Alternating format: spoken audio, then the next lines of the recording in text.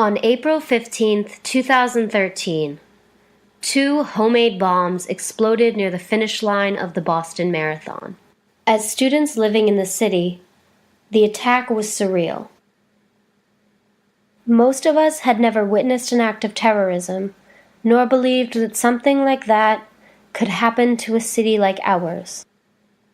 Acts of violent extremism leave us worried, often with unanswered questions. In order to better understand the process of radicalization and learn to recognize potential warning signs, whom better to talk to than 2 former extremists?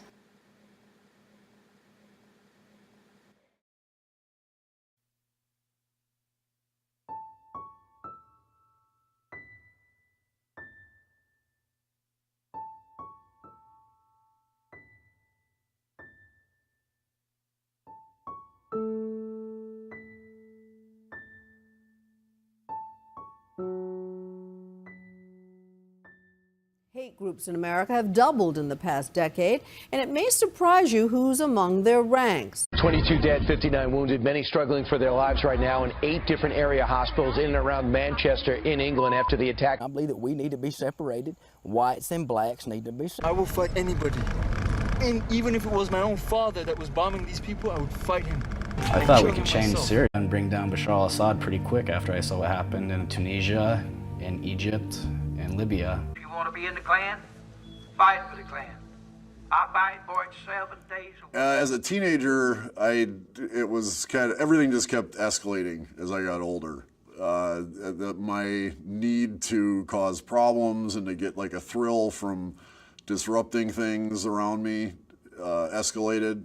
When I was 14, I started drinking myself, and the first time I drank till I passed out, and that's how I drank for another 20 years after that. So as a teenager, I was very wild.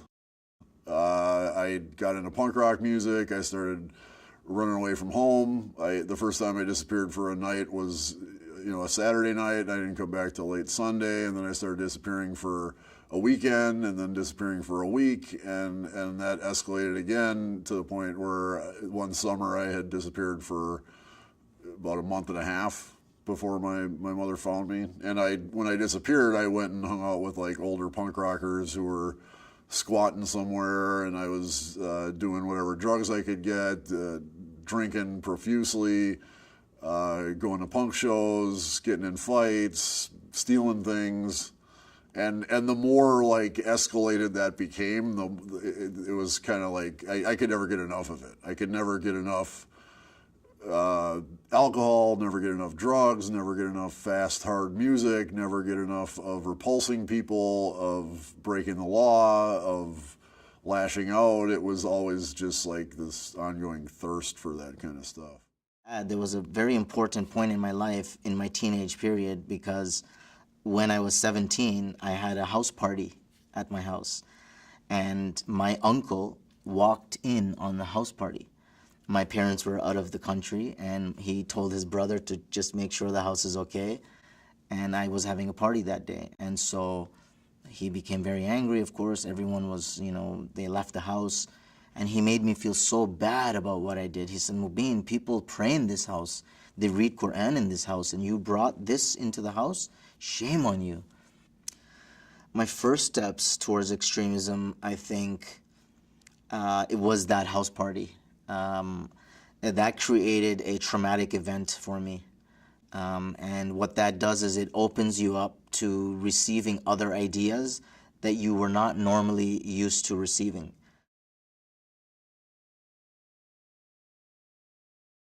So I'm a Muslim of Indian background in Canada. What kind of Islam do I follow? This created this issue of, well, I want to be a Canadian Muslim. And so this starts to create a different way of thinking about the kind of Islam that I need to do. In 1995, I went to India and Pakistan, and I spent 4 months there. And while I was there, I met the Taliban. And I saw them, I came to them, and in front of them they had machine guns, rocket-propelled grenade, ammunition.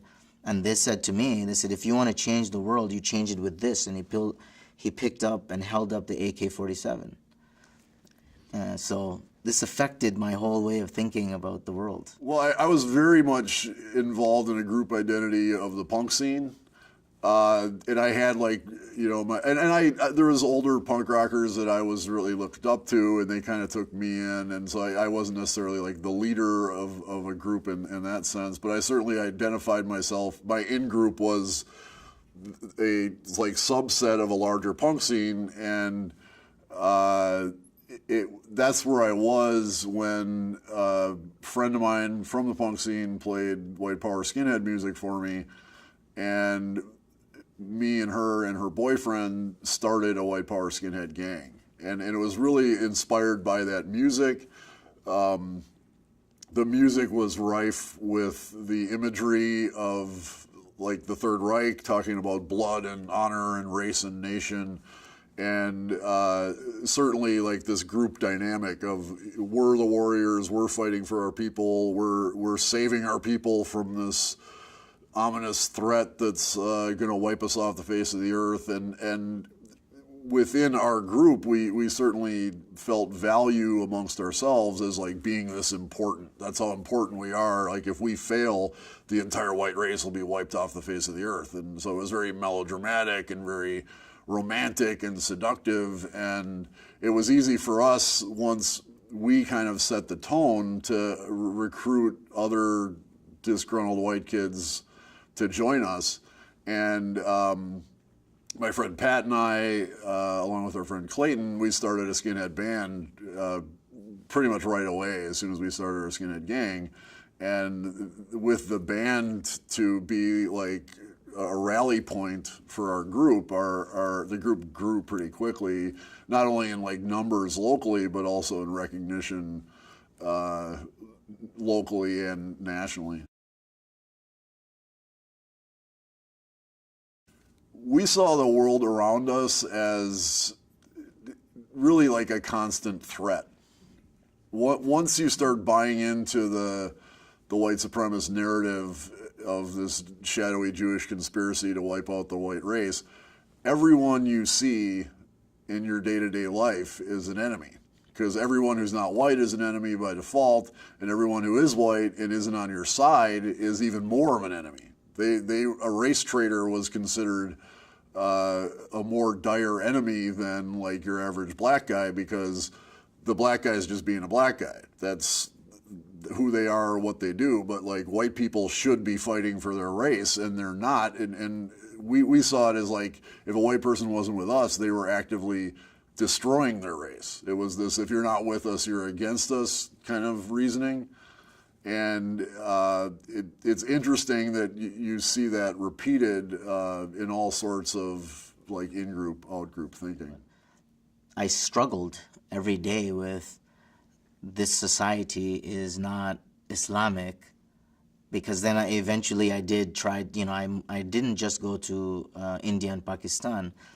In 2002, after 9/11, I went to Syria to live and study there, because Syria is where real traditional Sufi Islam is based. And so that's why I had to go there. When I see these guys and I see them that they are Muslim looking and they are militant, they're strong. So the idea that they are heroes, in the Muslim world, the problem is that you have terrorism disguised as heroism.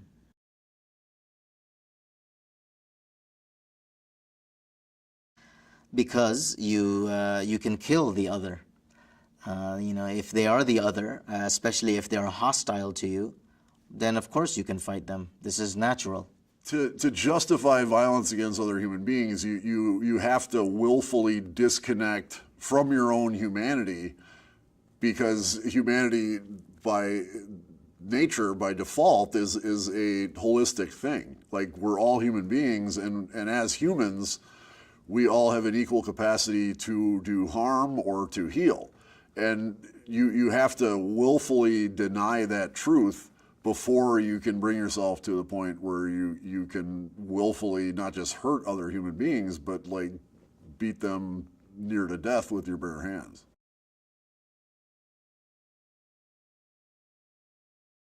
In 9/11. 9/11 was that time when I realized, no, this can't be Islam. I was forced to ask myself, why did I even believe this stuff for so many years? I asked myself this. I said, how could I come to a point where now people have flown planes into buildings? How did I get to this point? So I had to question everything. And it brought me back to, do I even know my Islam? Do I know Arabic? And so the first thing I decided was I need to go and study Islam. And that's when I went to Syria in 2002. I knew that Syria is where the traditional Islam is taught. And so I know that Westerners had gone to study there. And so I decided I'm going to go there. I was introduced to a more scholarly understanding of Islam, not an emotion-based, grievance-based understanding of Islam. What I saw in Syria was a police state. They didn't like people who looked like me, so big beards, robes, because this was a very strict authoritarian regime. And I had this naive, spoiled worldview of Islam where, you know, it has to be like this. And then I realized in the Muslim world there's a lot of confusion, there's a lot of, differences in the way that people live there, how much is cultural, how much is actually religion. So I decided, I obviously don't fit in this society. Let me go back to the Western society and see how I can fit again. I think I had doubts about my beliefs all along. I mean, even from day one, again, going back to the drug using analogy, it's like you do this drug and you get really high and it feels great, but then when you're coming down, it feels horrible. And you're like, what am I doing? Why am I doing this? And rather than dry out, you just go get more of the drug. So as we were beating people up, that guy we beat up after the bar, other people that we just jumped out of the blue and just beat the snot out of, sometimes even as it was happening, I was thinking, like, this is wrong. Like, this is messed up. Like, what are you doing? And I didn't have the courage to face myself and to face that inner voice and even to answer it. I just kept trying to numb it with alcohol, with more white power music, with white power literature, and further disconnect between myself and the rest of the world.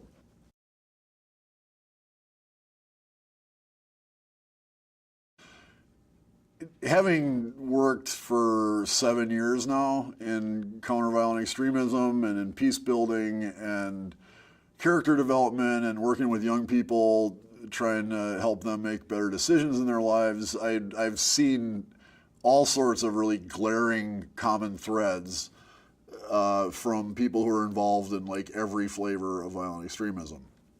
I've worked in gang prevention and intervention from Los Angeles to Stockholm, Sweden. I've done counter-violent extremism from Silicon Valley to Abu Dhabi. And all along, working with former white supremacists, former far-right extremists, former far-left extremists, former Islamist extremists, former Christian extremists, former Jewish extremists, I've seen that the commonality behind all that, if you distill it, the simplest form is suffering. Is that people don't get involved in violent extremism without suffering. If somebody is happy and well-adjusted, and no matter how happy you are and how well things are going, everyone suffers. Fortunately, most human beings have healthy means of processing their suffering, be it a good family, be it faith or music or sports or art or whatever. Most of us human beings can find a healthy way to process suffering that stops it from spilling out into the rest of the world and spilling out as in the form of violence. When people get involved in violent extremism, whether it's the so-called Islamic State or it's the Hammerskin Nation, the reason why someone would get involved in that group is because something is seriously wrong in their life and they haven't found a healthy way to process it. The similarities between different types of extremist groups exist because you're dealing with normal, natural human behavior. And because we're all human, we will all go through these same processes. The victimhood aspect of a violent extremism narrative is absolutely crucial. Without this feeling of victimhood, you don't have the urgency to justify not only justify, but romanticize violence. If you compare, I like comparing what I call white supremacist and Muslim supremacist. They both think in the same way. My people are superior to everybody else. My people must dominate over other people. You must not, interact with them. My people have been oppressed by them. And this is the exact same narratives that you see in both groups, whether you call them white supremacists or Muslim supremacists.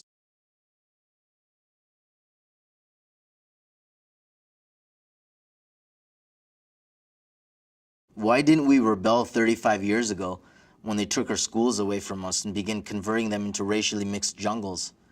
Why didn't we throw them all out of the country 50 years ago instead of letting them use us as cannon fodder in their war to subjugate Europe? Why didn't we rise up in righteous fury and drag these arrogant aliens into the streets and cut their throats then? Why didn't we roast them over bonfires at every street corner in America? Why didn't we make the final end to this obnoxious and eternally pushy clan, this pestilence from the sewers of the East, instead of meekly allowing ourselves to be disarmed? The answer is easy. We would have rebelled if all that has been imposed on us in the last 50 years had been attempted at once. But because the chains that bind us were forged imperceptibly, link by link, we submitted. Nice. So what do I think of this? It's break the chains, right? Break the chains that bind you, that are keeping you down. Them that are keeping you down. Break the chains. Nice.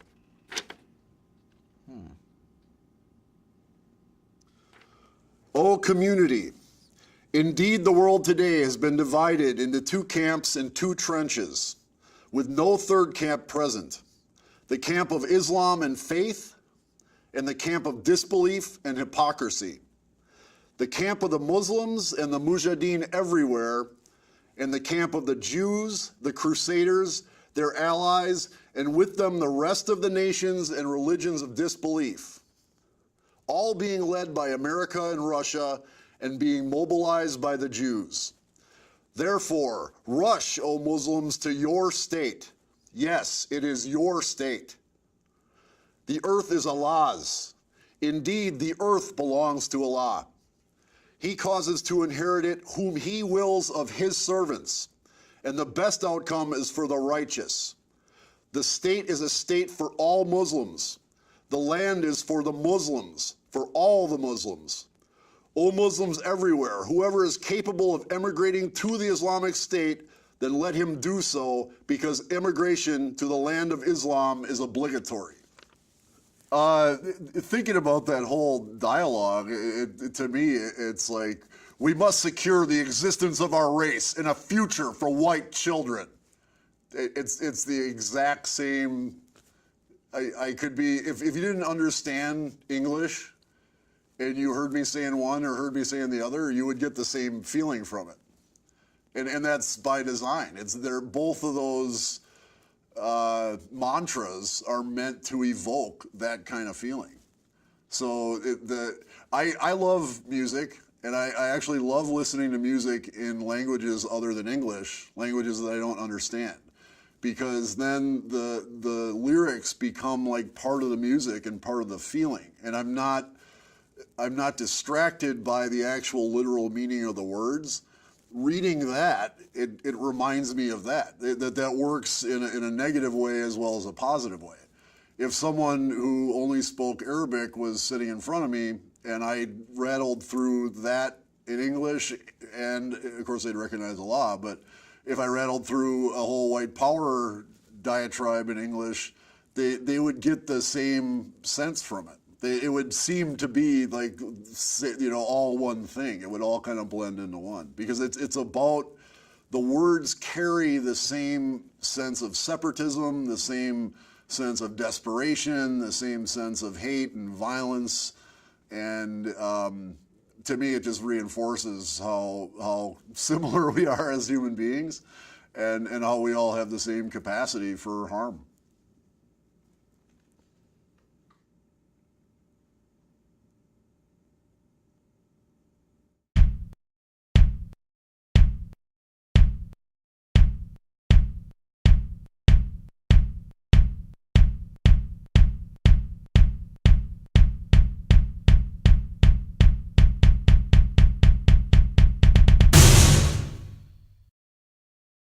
Visit inkblotproject.com if you know a loved one at risk of radicalization.